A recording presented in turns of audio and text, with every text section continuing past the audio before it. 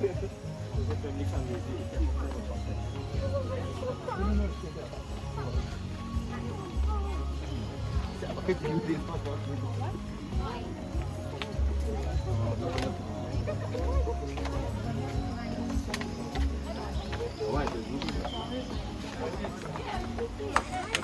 one me and yeah, we saw like they're all eating.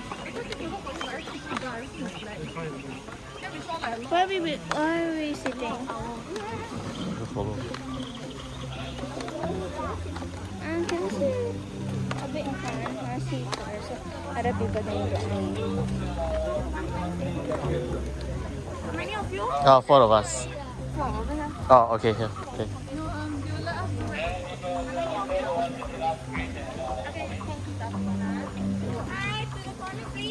Corner. Okay. Today. Alright, hello, good evening everyone. Hi. Welcome to the night safari and to the Creatures of the Night presentation. My name is Daphne. I hope you guys are all feeling very good tonight. Now before I start the show, I have a few announcements to make. First announcement, please take a look at the 3 staircases that we have in this amphitheater. Once the show starts, please remain seated as we have animals coming out from all over this amphitheater, right? So please remain seated until I say thank you and good night. Now the second announcement, as you know, we are the night safari, so most of our animals here are nocturnal. That means any sudden lights or bright flashes will startle our animals. So you know what to do, everyone. Please take out your phones, your cameras, recording devices. Please make sure your flashes are switched off, all right? And since this is a very important message, I want to get it across to as many people as possible in this amphitheater. So I'm going to be doing a few different translations of the no flash photography rule. So let's see, first language, do we have any Mandarin speaking guests? Mandarin speaking guests? Anyone in the house? Mandarin speaking guests. Now I think you guys are a little shy, but I'm going to say it anyway, okay? Now, warning, this is not my mother tongue. 晚上好，请不要用闪光灯，好不好？谢谢你们。All right. Now, moving on. Do we have any Malay speaking guests? Malay speaking guests? Anyone in the crowd tonight? Nobody? Once again, very, very shy crowd tonight. I'm gonna say it anyway. Selamat malam. Tolong jangan menggunakan flash camera Anda. And lastly, do we have any Tamil speaking guests? Yeah, we do. Okay, I'm gonna say it anyway. All right. Malay Vanakam. Daiwa say that Poge Parim Yedikam both the flash Payan Parita Dirago. Nandri Vanakam. Now, since we have all of those out of the way, it seems like you guys are ready for a show. So if you're ready, give me a big thumbs up. High in the air, kids. Big thumbs up. There we go. Ladies and gentlemen, the creatures of the night will be on the prowl.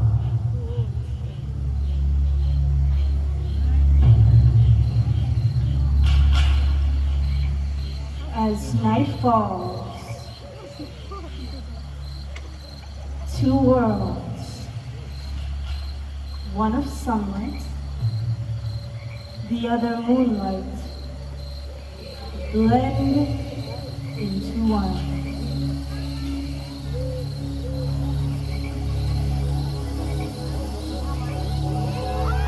Animals like the white raccoon search for those last bits of food before heading home.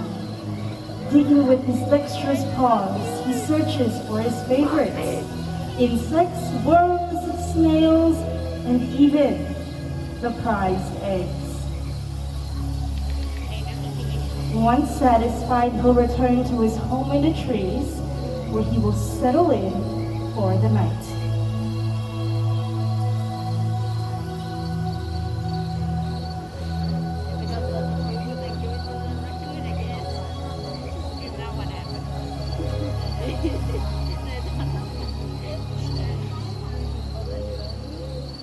As daytime animals settle down to sleep, the forest comes to life.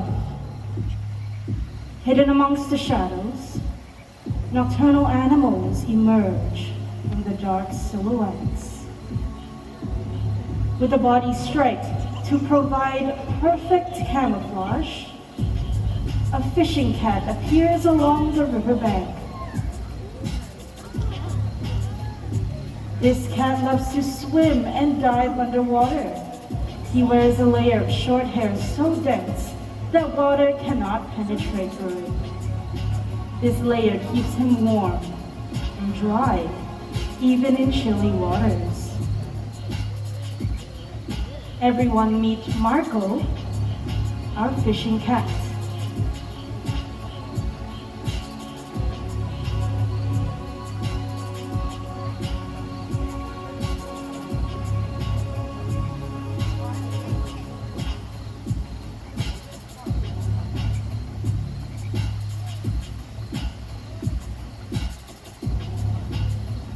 Fishing cats are rapidly disappearing due to habitat loss and poaching. They deserve our protection before these quiet hunters disappear forever. Good evening, ladies and gentlemen, and welcome to the world of the night hunters. I've often been asked, how do nocturnal animals survive? Well, all night creatures have unique adaptations for survival in the forest. For example, the owls. Everyone take a look at that staircase coming right down. We have Rainbow, our great horned owl, with our trainer, Sheena. Great horned owls, also known as the tigers of the skies. They are one of the largest species of owls you can find in the North American continent. Now let's not forget the very vocal Bulan, our Malay fish owl, apologies. Malay fish owls, also known as buffy fish owls. They are native to Southeast Asia. In fact, they are one of the most common owls you can find right here in Singapore. Now, did you guys know that owls are one of the quietest raptors in the world when it comes to their flight? Did you guys know that? Yes, no, yes. Okay, well, I see some confused faces. So, you know what, let's just get Bulan to show us just how quiet she can be. So everyone, please focus your attention over to Bulan and Liana. Please remain seated, and above all, please remain quiet. Now, that was very fast, Bulan. Caught me off guard there. Thank you very much. Now, if Bulan had gone on cue, you would have heard that Bulan's wings actually didn't make any sound at all. Now, this is possible because of our softened wingtips, which enable these owls to glide silently over fields and meadows, and their prey will not even hear them coming. Now, another fun fact about these owls is that their ears are set asymmetrically. This means that one ear is set higher than the other, and each ear can hear a different range of noises. This lets them find the exact location of the prey in complete darkness. And that was once again a very beautiful flight from Bulan, our Malay fish owl, with Diana, our trainer. So that's all the time we have tonight for these two gorgeous owls. Thank you, Bulan and Liana, and Rainbow and Sheena. All right, now let's continue on with our next segment. We have another owl to meet, and this one is Oscar, our majestic Eurasian Eagle Owl, with Darren, our trainer. All right, now, Eurasian Eagle Owls, as you can tell from their name, they can be found in parts of Europe and Asia. Plus, they are one of the largest species of owls you can find in the whole wide world. Now, what Darren and Oscar here are gonna do, all right, is they're gonna demonstrate a very, very special feature that these owls have. Now, before we continue with the segment, I have a quick question to ask you guys. How many degrees do you think an owl can rotate its head? Now, if you agree with my answer, please raise your hand. How many of you think that owls can rotate their heads up to 180 degrees? Okay, few hands, few hands. 270 degrees. Okay. 360. 360 degrees. Oh, Darren, you too. What about 1,000? Very good. Now, unfortunately, 360 degrees and above would be from a horror movie because their heads would pop right off. So the correct answer actually is 270 degrees. So what Darren is gonna do, he's gonna hold that little gadget he has over there, the little shaker. He's gonna walk across Oscar. Oscar is gonna follow him with his eyes and he's gonna turn his head 270 degrees. You guys ready? Thumbs up. There we go. Let's show them. All right. Turning. And there we go, 270 degrees. Now let's show them one more time. Those of you in the middle columns, if Oscar has looked directly at you, that's when you'll know that that's 270 degrees. Now let's show them one more time, Darren. Turning. Following, and there we go, 270 degrees, everyone. Well done, Oscar. Now, as I mentioned, Eurasian Eagle Owls, they're one of the largest species of owls in the world. Oscar here weighs about 2.1 kilograms, and those very sharp talons that Oscar has and that powerful flight, both of those things would make Oscar a very powerful predator in the wild. Once again, everybody, our Eurasian Eagle Owl, Oscar with Darren, our trainer. Thank you guys very much. All right, now let me put this over here. From the kings of the skies, let's move on to the African continent. And let's start with something very small. All right, now this next animal is really small, really cute, and really furry. Now I'm just setting some of his favorite treats here, some boiled chicken, some on this stump, and some over here. Now this next animal has a beautiful sandy coat and also really big ears in comparison to the size of his body. Come on out, Zaire. There he is, everyone. Zaire is our Fennec Fox, and that is Najmi, our trainer. Now, Fennec Foxes, they can be found in places like the Sahara Desert, so that beautiful sandy coat helps them to camouflage even better. Now, those really big ears also help them to listen out for prey, hiding underground, and also helps them to expel any excess heat away from their bodies in the blazing desert. Fennec Foxes, they can jump up to 1 meter high, and they can also leap forward up to 1.2 meters. Look at him go. All right. Those of you in the front few rows, take a good look at the underside of Zaire's paws. You will notice that there's fur underneath them, and this helps keep their paws cool in the day and warm at night. Now he's very, very eager for some treats. And off they go. Thank you very much. Najmi, our trainer, with Zaire, our Fennec Fox. Very well done. All right, now, ladies and gentlemen, for this next segment, please remain seated, and above all, no flash photography.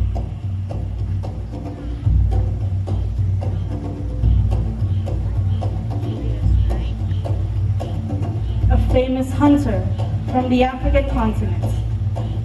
This animal possesses a keen sense of smell and is able to detect carcasses from many miles away.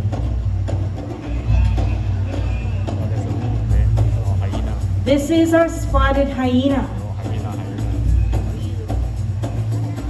Spotted hyenas have strong, powerful jaws that can crush bones of even elephants.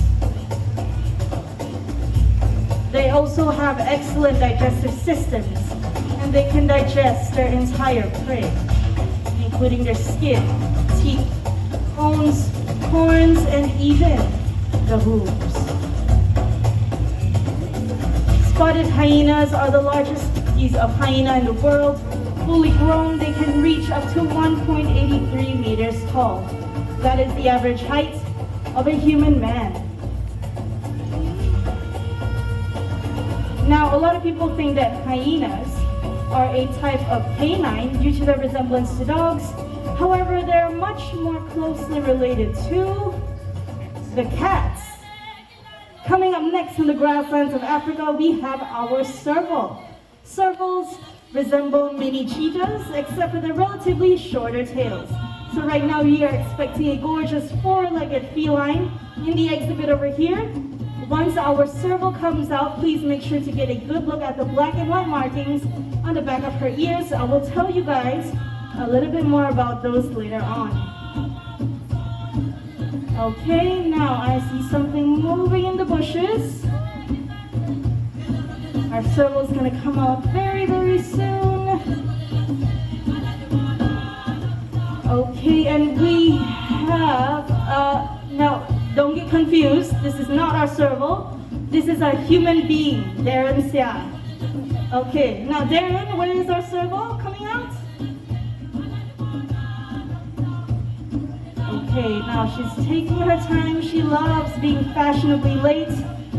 And you'll see from the way she walks, she is the diva of our show tonight.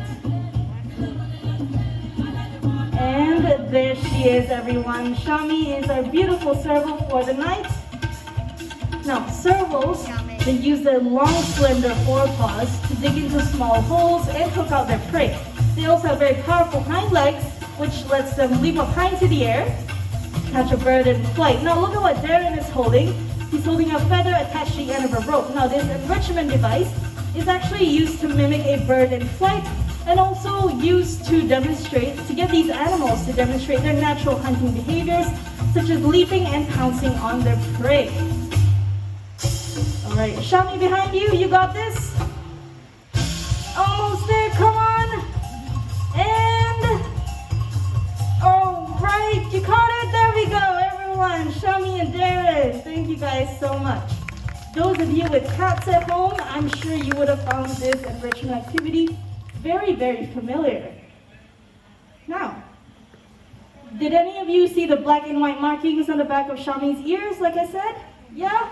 Yeah, no, okay, well, some say yes, some say no, that's okay. It was kind of dark back there. Those markings are called ocelli. They act as a natural deterrent against predators sneaking up from behind them. This is because they kind of look like eyes in the dark. Now, excuse me. Hi, sir. You saw him earlier on, right? Everyone, this is Toffee. Wave hi to Toffee. Now, Toffee, since you're here, I need your help. I need you to help me open up this bottle. Yep, just twist it off. And there we go, everyone. Now, raccoons, they have very sensitive paws, and they're very good with their paws, right? So they use their paws to open up snail shells and crab shells in the wild very, very easily. Now we have another bigger bottle. I need you to help me open this. You can do it. And off goes the lid. Well done, Toffee. Okay, are you done? You more treats? And this way, sir. Thank you very much. This way, to your left. Okay, now Toffee here has a very keen sense of smell as well. So if he smells any critters like frogs or snails or lizards even hiding in the grass, he'll investigate. Now he's heading home finally. Everyone, let's wave bye to Toffee. All right. Now, unfortunately, raccoons like Toffee have been regarded as pests in other countries, but it is not entirely their fault. Our towns and cities have come too close to their natural habitat, and this forces them to come into our homes to feed and survive. So that kind of makes me wonder what kind of trash we throw away that feeds these animals. All right, let's look in this bin. Now these are some common everyday items being thrown around the night safari every single night. We have a paper carton. Okay, we have 2 plastic bottles. And we have 2 tin cans. All these things come from nature in one way or another, and they all have one more thing in common. That is, they can be recycled. Now I'm going to call out 2 of my very faithful assistants, Bailey and Bubbles, to show us what we can do to save the environment. Thank you very much. This is my very noisy recycling bin. Now, Bailey and Bubbles are our Asian small-clawed otters, the smallest species of otters in the world. They're going to show us just how to recycle these items. Here they are. Okay, Bubbles, tin cans, Bailey plastic bottles. Okay, come on, drop it in. Very good. Bubbles, come on, just push it in. Push it in. All right, there we go. Okay, one more. One more tin can. Come on. Push. Let's give her some encouragement. Come on, Bubbles, you can do this. You can do this. All right, well done. Now we have 2 tin cans, 2 plastic bottles, and Najmi, paper carton. You do yourself, bye-bye. Okay, well, you know what? I still think they did an amazing job, right? So let's give it up for Bailey Bubbles and Najmi, their trainer. And this paper carton, well, this is gonna go into the Otters bin. Now, otters are very small, but they carry a huge message, and that is we can help to reduce, reuse, and recycle. Well, our journey through the night is coming to an end, but let's not forget the lessons that we learned tonight. From the owls in the skies to the raccoons in the trees, they want to remind us to protect their cousins in the wild and the fragile environments that they call home. What you do makes a difference, and you must decide what kind of difference you want to make, because the greatest threat to our planet is the belief that someone else is gonna save it for us. Thank you all for joining us here at the Creatures of the Night presentation. I hope you all had an amazing time. My name is Daphne once again. Thank you, take care, and good night. Please remain seated and wait for our presenters or operation friends to come out to your road to exit. Now we'll direct you to the exit point, and once you have exited from the amphitheater, please do remember to practice social distancing by keeping at least 1 meter away from the next group of guests. With that, thank you for your understanding, stay healthy, and take care. Now, as you guys are leaving this amphitheater, if you have any questions, comments, or any feedback about the presentation, please feel free to drop those in using the QR code located at the wooden gate right as you exit this amphitheater. Once again, thank you all for being here, and have a good evening ahead.